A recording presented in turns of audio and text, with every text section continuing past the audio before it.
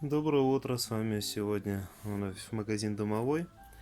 Продолжая тему чайников, сегодня хочу показать электрический чайник фирмы Sakura. Объем его 1,8 литров, весь стальной и внутри и снаружи.